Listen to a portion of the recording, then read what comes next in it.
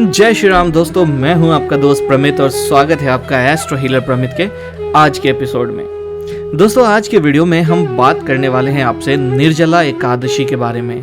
और इस वीडियो में हम आपको बताएंगे कि कब है निर्जला एकादशी का शुभ मुहूर्त, कैसे करना है आपको इस एकादशी तिथि का व्रत और क्या है इसके फायदे। तो चलिए शुरू करते हैं इस वीडियो को। दोस्तों, हिंदू धर्म में एकादशी तिथि का बहुत अधिक महत्व होता है। हर माह में 2 बार एकादशी तिथि पड़ती है, एक कृष्ण पक्ष में और एक शुक्ल पक्ष में, और साल में कुछ 24 बार एकादशी की तिथि आती है। लेकिन ज्येष्ठ माह के शुक्ल पक्ष में पड़ने वाली एकादशी तिथि को निर्जला एकादशी के नाम से जाना जाता है।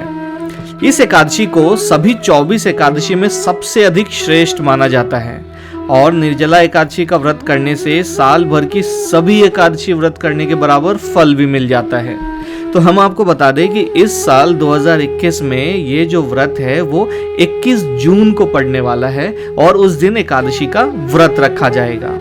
और धार्मिक मान्यताओं की हम बात करें तो ऐसा कहा जाता है कि ये जो व्रत है हर किसी को करना चाहिए। और इसी एकादशी को भीमसेन एकादशी, पांडव एकादशी और भीम एकादशी के नाम से भी जाना जाता है। एकादशी का व्रत रखने से श्री हरि अपने भक्तों से प्रसन्न होकर उन पर अपनी कृपा बनाए रखते हैं। और सभी एकादशी में ज्येष्ठ शुक्ल पक्ष की इस निर्जला एकादशी को एक बहुत ही महत्वपूर्ण स्थान दिया गया है। लेकिन इस एकादशी के व्रत में पानी पीना वर्जित माना गया है, इसीलिए इसको निर्जला एकादशी कहते हैं।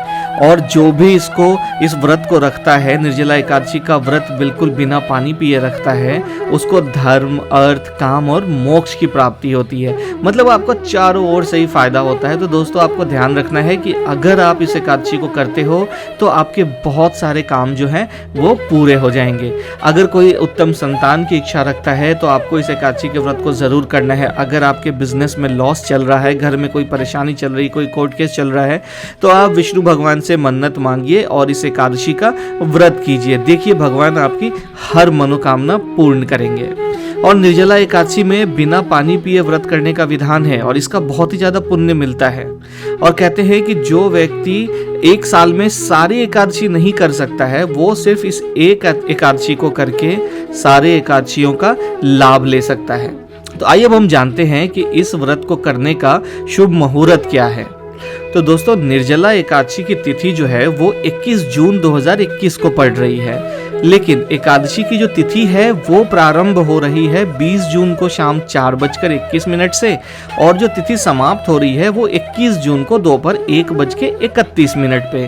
तो आपको जो ये व्रत रखना है वो व्रत 21 जून को रखना है। और इसका जो पारण करना है वो पारण आपको 22 जून को सुबह 5:13 से लेकर 8:01 तक करना है। तो आपको इस बात का ध्यान रखना है कि जो ये व्रत है ये 21 जून को करना है, क्योंकि हमारे सनातन धर्म में जब सूर्योदय होती है उसी तिथि को मान्यता दिया जाता है। अब हम आपको बताते हैं कि आपको इस व्रत को कैसे करना है। दोस्तों, ध्यान से सुनिएगा और इस पूरे प्रोसीजर को आप फॉलो कीजिएगा तो आपकी हर मनोकामना पूरी होगी। देखिए, एकादशी के दिन ब्रह्म मुहूर्त में उठकर सभी काम से निवृत्त होकर के स्नान कर लीजिए। उसके बाद पीले वस्त्र को धारण कीजिए, भगवान विष्णु का स्मरण कीजिए, भगवान विष्णु से प्रार्थना कीजिए। उसके बाद भगवान विष्णु की पंचोपचार पूजा कीजिए। ओम नमः भगवते वासुदेवाय, जो विष्णु भगवान का प्रिय मंत्र है, इस मंत्र का जाप कीजिए।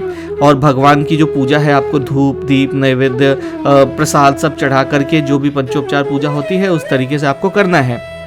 भगवान को पीले फूल ही अर्पण कीजिए। शाम को फिर से भगवान की पूजा कीजिए, आरती कीजिए, रात भर भजन कीर्तन कीजिए और फिर जमीन पे ही आप विश्राम कीजिए और रात को सोना नहीं है। अगर आप इतनी मेहनत करते हुए भगवान में लिप्त होकर के भगवान का ध्यान करते हैं, भजन कीर्तन करते हैं, तो भगवान आपसे बहुत ही ज़्यादा प्रसन्न हो जाते हैं। आपका डेडिकेशन दिखता है, आपकी भक्ति दिखती है।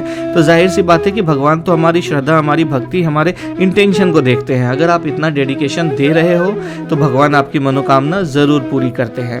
अब आपको क्या करना है कि 22 जून को सुबह सुबह उठ जाना है, उठ के स्नान स्नान करना है। स्नान करने के बाद आपको सबसे पहले भगवान से प्रार्थना करनी है और क्षमा मांगना है कि अगर कल के दिन में आपसे कोई भी गलती हो गई है तो उसके लिए भगवान आपको क्षमा करे। और जो नॉर्मल हम पूजा करते हैं, पंचोपचार पूजा करके प्रसाद चढ़ाना है। उसके बाद आपको कुछ ब्राह्मणों को आप घर पे बुला लीजिए, ब्राह्मणों को थोड़ा सा भोजन कराइए, उनको कुछ दान दक्षिणा दीजिए और फिर उसके बाद आप भी भोजन कर लीजिए। तो इससे क्या होगा कि आपकी जो एकादशी व्रत है वो संपूर्ण हो जाएगी और इसका पूरा फल आपको मिलेगा। तो दोस्तों ये बहुत अच्छा मौका है, इसको बिल्कुल भी ना गंवाएं और निर्जला एकादशी का जो पूरा महात्म है, पूरा उसकी जो महत्वता है वो समझते हुए इस व्रत को करें। तो आपका जो डेडिकेशन है वो भी बढ़ जाता है और आपको इसका पूरा एफिशिएंट जो रिजल्ट है वो भी मिल जाता है। तो मैं आशा करता हूँ कि आपको ये वीडियो पसंद आया होगा। अगर पसंद आया है तो आप जल्दी से जल्दी इसको दोस्तों रिश्तेदारों के साथ शेयर कीजिए, अधिक से अधिक लोगों को इसके बारे में बताइए ताकि ज़्यादा से ज़्यादा लोग इसका फायदा ले सके। तो फिर मिलते हैं अगले वीडियो में, तब तक के लिए जय श्री राम।